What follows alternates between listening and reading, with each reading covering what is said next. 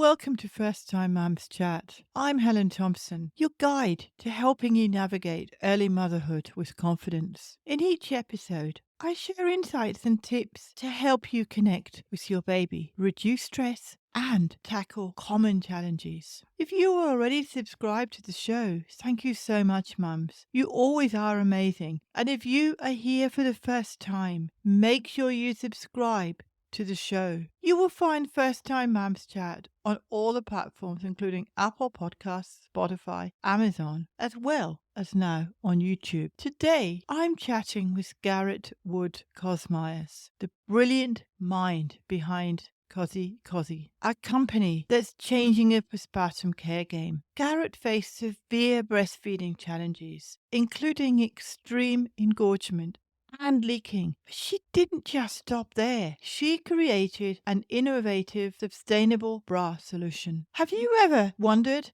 if there's a better way to handle breast milk leakage? Join us to discover Garrett's inspiring story and learn how her journey can help make your postpartum experience smoother. Don't miss this episode. If you're looking for practical solutions to postpartum struggles and want to hear how one mum turned her breastfeeding nightmare into something every mum can benefit from, and find out how you too can overcome postpartum challenges.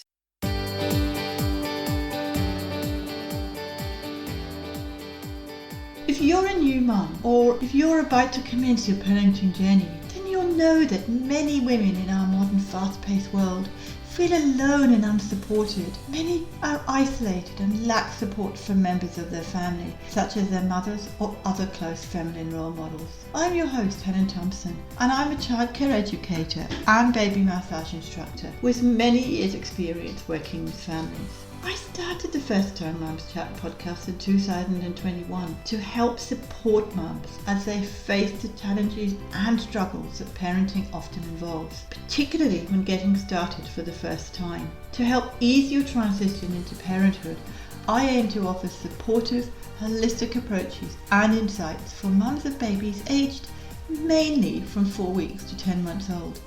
In each episode, you'll hear insights from experts and other mums to help you become the most confident parent you can. Let's do this together. This podcast is for informational purposes only and does not constitute medical advice. Please contact a medical practitioner if you are concerned or have any medical issues.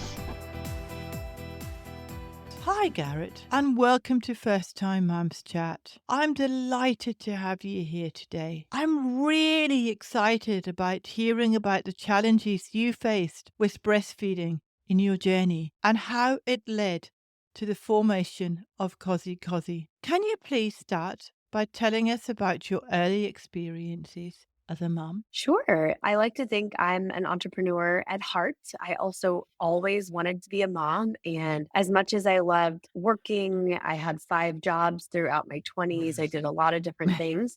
I was so convinced that I had to build a successful business prior to becoming a mom because I wanted the freedom to be able to choose how much I worked and how much I could be with my kids. So I had a coaching business and I had written a book and I had a podcast prior to my son being born. When my son was born, although I had a really easy conception journey, very easy pregnancy, really traumatic birth, I got home from the hospital and I ran into another problem, which was severe engorgement and severe leakage. The current most common solution for when you're having a ton of extra breast milk leakage is putting pads in your bra, but some pads are toxic and my bras did not fit. They had become way too small in those first 3 days and they lasted for about 3 months of being so engorged. My bras were too tight and I tried putting a camisole on so I could put the pads in there and it left like red marks. I like to sleep in just like a big t-shirt. I don't like to sleep in bras anyway, but I basically would sleep in my husband's big t-shirt and sleep on a towel in my bed because I was leaking onto my sheets every single night. Although I had found myself in a place in my life where I had a stable coaching business that was on my terms, and I was happy with that. I just knew I had to create a better solution for breast milk leakage. And I really wanted to invent the world's first absorbent disposable bra made of biodegradable materials so that it could hug me and keep me dry around the house and overnight. So by the time my son was 18 months old, I was done breastfeeding. I felt a little bit more like myself again. I decided to set off on that journey and started Kozēkozē. 2 years later, we're almost ready to launch the bra product, but we've developed some other products along the way. Wow, you certainly had a very interesting journey at the beginning. Leaking, that's hard. If you're not breastfeeding, that must be hard as well, because if you choose to go onto the bottle and you choose not to breastfeed, that must be hard because they want to use you for breastfeeding the baby. Yeah, I think there's a lot of discussion about women's choices, and I believe that whatever the mom feels is best is best. So many of my friends had had trouble producing enough milk that I Yeah. felt guilty with my pain point because, I'm dripping milk all over the house. I would literally wear a t shirt and a sweatshirt in the summertime inside my house in the air conditioning just to leak into the sweatshirt. And I was changing my sheets all the time. So my back hurt because I went from very small breasts to gigantic and engorged breasts. And for a while, I felt bad even admitting how much I was struggling because I knew there were so many moms that struggled to make any breast milk. I eventually had to just admit to my husband and myself that this is really hard for me. This is my unique journey. And I'm really, really struggling. I remember one day I literally had two giant mason jars, like these glass jars that we put vegetables from the garden. And I literally just put two of them on the floor. And I was sitting on a chair leaning over them, just dripping milk in them. It took me a long time to regulate my supply. And it was very frustrating. Ready to give your baby the best start? I've got a free baby massage quick start guide just for you. Discover how to soothe your baby to sleep, boost their muscle strength, and improve their circulation in their legs, all with simple, gentle techniques. Don't wait. Grab it now at mybabymassage.net/massage and see the difference for yourself. In your experience, what are some common myths about breastfeeding and how do they impact the way you take care of yourself after giving birth or how other mums feel during that time? Yeah, obviously, I think it depends what country you find yourself in, and even within where I am, the United States, there's different cultures between different states. I think the South is a little bit more conservative, the Bible Belt area is more conservative, and cities, there's more people, there's more public opportunity. I found a lot of the women in my area at least in my phase of life, we're all first time moms. So to be honest, I didn't have a lot of opportunity to even think about breastfeeding outside of the house because I couldn't imagine doing that. I needed all my pillows in my bed to even get in the right position. But I do think that culturally, it's like humans have been on this planet for hundreds of thousands of years, and we existed for so long off of breast milk. And whether it was your own mother's or it was another mother nursing you, it's a very natural thing that has made us who we are. And it's a luxury. I think that not everyone has the ability to produce milk, which is very frustrating for moms. And I think the conversation just needs to come back to empowering the mother because I know that even though I was so fortunate to have a lot of milk, I had to question, do I keep going because I'm in physical pain, my clothes don't fit me, the amount of times during the day I spent just cleaning myself up or cleaning my hakas that were catching the extra milk that I was dripping or doing extra laundry. It required a postpartum doula that we were able to have just one day a week for a couple weeks. My husband's help, he has paternity leave. And then my own mom flew across the country to be with me for a little while. You don't have the support to relax into who you are and what you're choosing. Even if you want to breastfeed or you don't want to breastfeed, you may not be able to make that decision because it's expensive to buy formula, but it's also Mm, expensive to take the time off of work to be present to your body. So I think the cultural conversation that needs to change is how do we support the mom? How do we have mm. community around first time moms and anyone experiencing a new baby that they're in charge of taking care of. Yeah, I agree with all of that. I think that's very true, especially in your case where you had so much milk coming out. Some mums probably don't have much milk coming out and they may panic thinking, oh gosh, help, I'm not producing enough. With your experience of what you've gone through, I know you mentioned the bras earlier that are coming out soon. What would you recommend to a mum who was either going through the leakage or not producing enough milk? Yeah, I have a couple things I want to share. The first is I am not a certified lactation consultant, so I'm not going to claim to have any perfect advice, but it really brings me back to setting yourself up to be supported by whether it's an extra set of hands or extra time off of work or your partner having extra time off of work, because we know that when you are breastfeeding, you're experiencing a boost in oxytocin. Of And course, yeah. going into that oxytocin is really like a moment of surrender and relaxation. And if you are in fight or flight, it's very hard to get your body to actually relax into that state. There's a lot of frenetic energy, rightfully so, around, oh my God, I have to feed my baby. How am I going to feed my baby? What if I don't produce enough milk? The baby's Yeah. screaming. I'm exhausted. So if you don't have someone there with you that's like, it's okay, hold on, let me get the nipple shield for you, or I'll go to the kitchen and grab the haka. Like the amount of times I was comfortable in my bed and ready to nurse and realize I forgot the haka, which is a device I personally love that helps catch the milk, or the nipple shield that I used for a few weeks when my nipples were really sore, or just the right pillow. And my mom or my husband would go get it for me.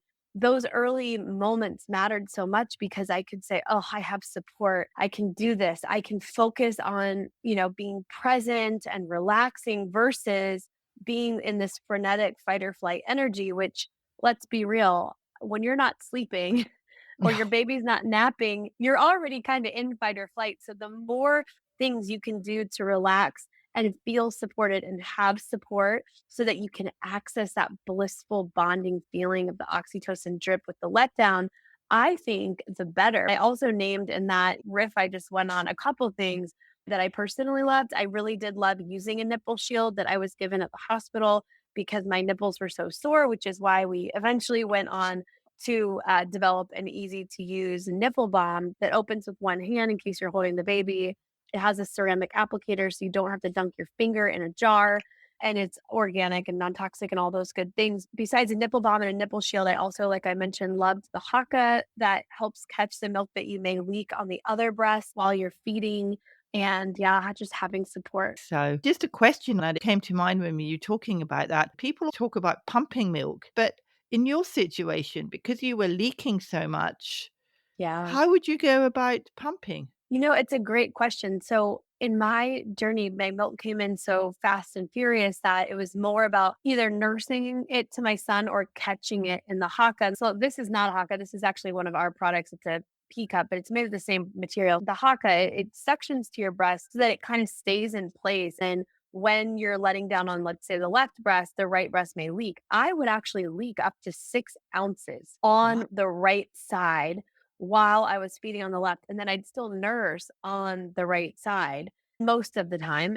So I actually was told by one of my lactation consultants, if you're going to be around the house and you're using the haka to have a little bit of an extra stash and you have an oversupply, don't do any extra pumping. It's really not necessary. Mhm. So I was either leaking on the floor, leaking into jars, using the hakas. I would actually try to wear the hakas even just around the house, but they don't stay on. So that was futile. Anyway, around 9 to 10 weeks postpartum, my son stopped latching on the right side. I don't know why, if he just wasn't comfortable or I wasn't comfortable. And I used a hand pump that was a lot less pressure. And I barely had to use it kind of looks like a spray bottle, the pump. And I would just hand pump the right side in addition to using the haka when I would nurse on the left.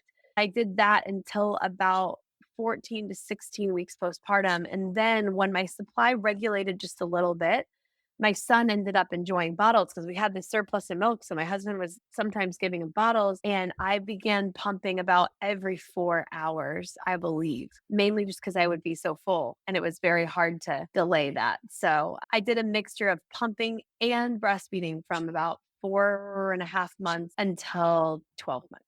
There's a lot of people on the internet. I had seen fear mongering posts that were like, if you introduce a bottle, they might not latch. And I was a little bit nervous about it because we introduced the bottle early because the Haka was catching so much milk that Mm-mm. I just was like, well, we have it. Let's put it in a bottle.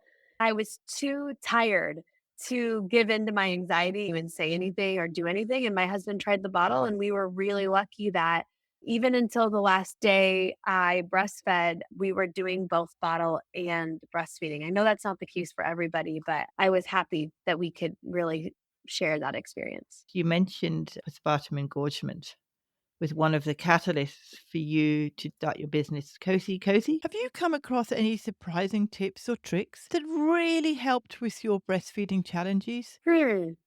I think for me, the aha was actually deciding that I was going to create this absorbent disposable bra and actually bringing it to life because it's been kind of like having a second kid over the last Yeah. 2 years because it's been so much work. I think what's surprising about the engorgement is that, yes, I got stretch marks, but I was just shocked at how my breasts eventually went down, if that makes sense, and how it Mhm. really, for me, they're definitely much bigger today than they were before I was pregnant or breastfed, but that they can really show up and become so engorged and then go back to something semi-regular. I know that maybe this is TMI, but it's something I wish I had known was it not so much to do with the engorgement, but I didn't realize how big your nipples get throughout the pregnancy journey and then postpartum.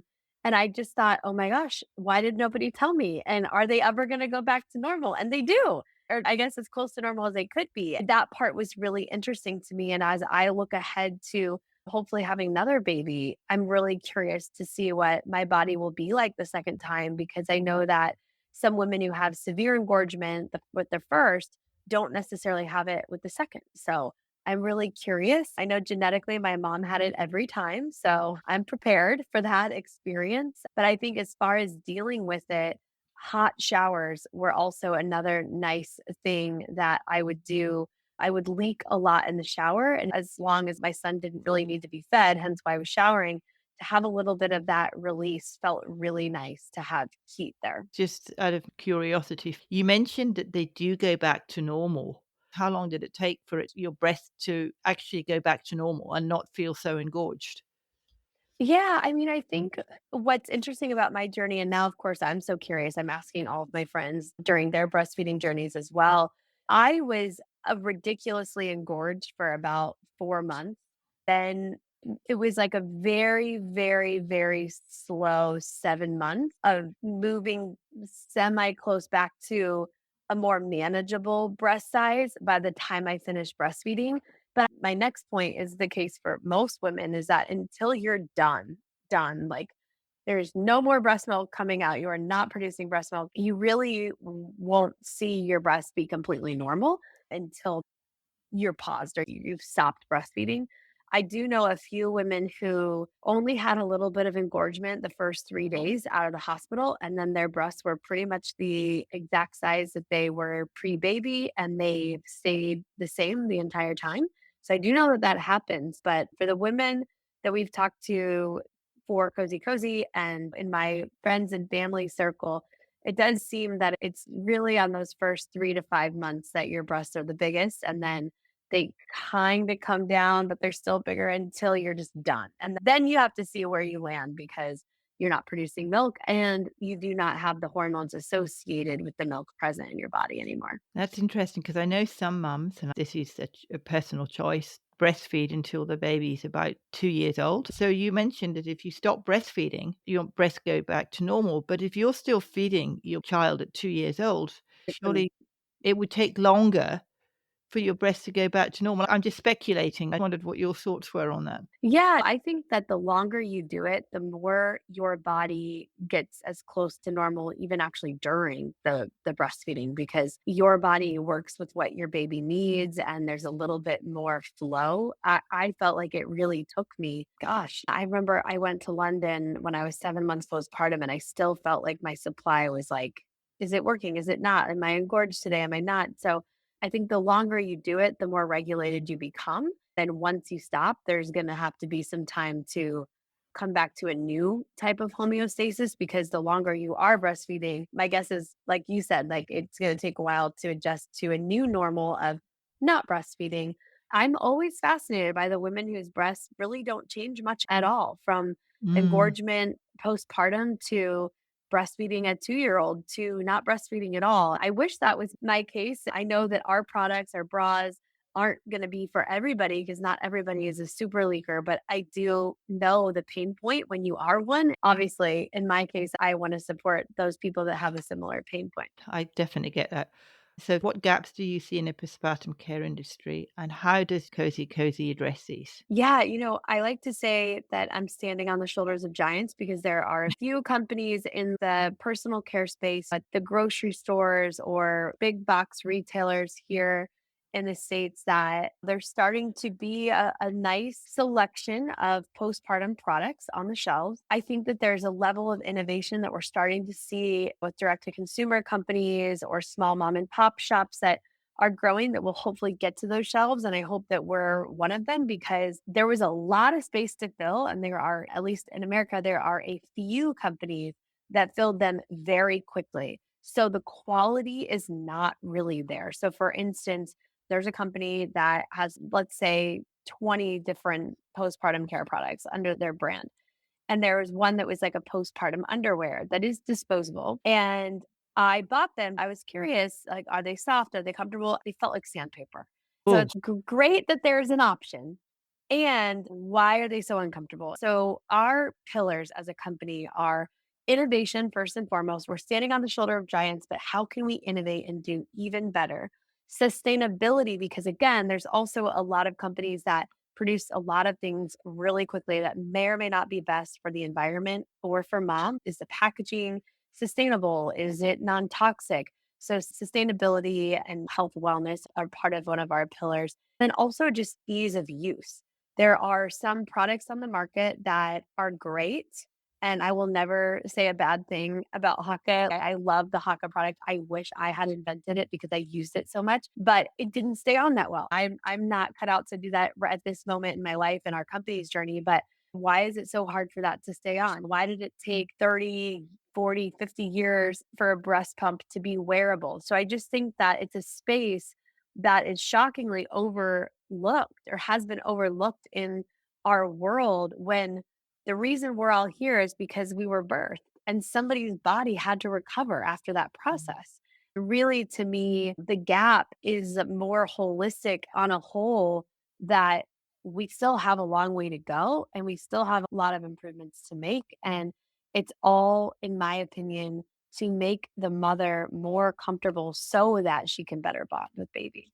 I love that. I think Thank that's you. really good because it's so important for that oxytocin and that bonding experience. And having a company like yours who helps mums do that, as well as baby massage and whatever else mums can do, I think it's so valuable because sometimes you just don't feel like bonding with your baby. Sometimes you just think, oh, I just want to go to sleep. I'm just so tired. Yeah. Or I'm so frustrated. Sometimes you just want to push your baby away, saying, no, enough's enough. I need times for me because it's a Yeah. huge change for Mhm. mums. Yeah. So when I had my son, it was a 4.5 day long birth. I pushed for five Wow. hours. Yeah. I pushed for 5 hours. I had every intervention in the hospital. I had chorioamnitis. I got an epidural that didn't actually work. I felt everything. It was just a really traumatic experience where I didn't sleep for 4 days because I was in labor for 4 days. We know that sleep deprivation is a form of torture. And what got me is I went through 4 days of that, and then they send you home with the baby to take care of who doesn't sleep. That experience for me was painstakingly hard because I'm in physical pain, I'm physically recovering, and I have to do this remarkably challenging thing I've never done before, which is take care of another human. So what's interesting is about 3 weeks ago, I actually had an egg retrieval. I decided to go through IVF after unexplained infertility. The fun fact is we ended up finding the root cause of my infertility once I started IVF. But I digress. I did the egg retrieval and you're very swollen. You have to go under anesthesia. My husband drove me home from the hospital. And he was like, "You rest. You've been through a lot. You took the day off work. Just relax, watch your shows, take a nap." And I literally in that moment, yes, it was in pain. Yes, I was tired, but it was maybe 1/100th of the experience of my birth with my son. I Mm. thought, I know that the whole point of postpartum is to bond with your baby, and that's just what happens, but it Yeah, really yeah, but felt therapeutic. For me, it was almost like the postpartum rest I never got 3 years later because I was laying in bed sore and tired and able to just recover. I think we forget that moms go through a physical experience that is very hard to recover from, and then they're Mm. supposed to take care of a baby on top of it. So, Yeah, I yeah. really resonate with what you say because I very recently had this experience of actually getting to rest, and it was really lovely. So, yes, not wanting to take a minute to yourself, especially if you have spit up on you or leaked breast milk or you're having postpartum sweats.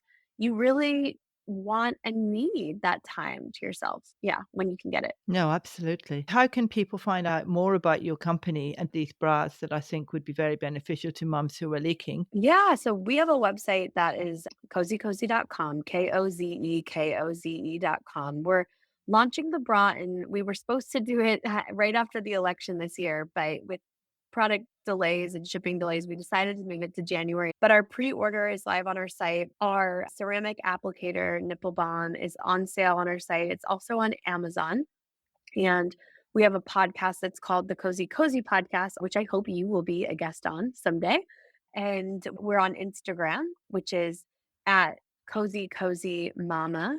And we post a lot of updates there as well.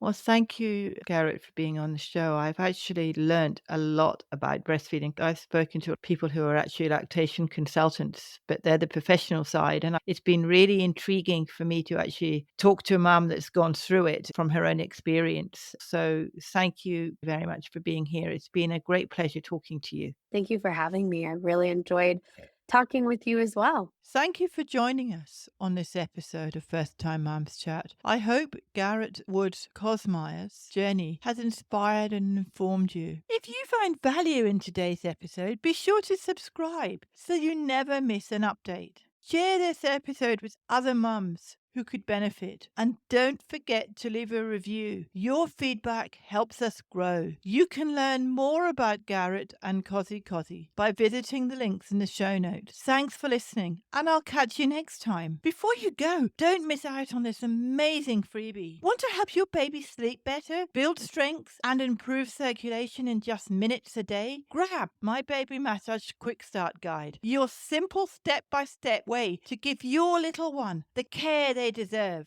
Head to mybabymassage.net/massage to get yours now. Your baby will thank you for it.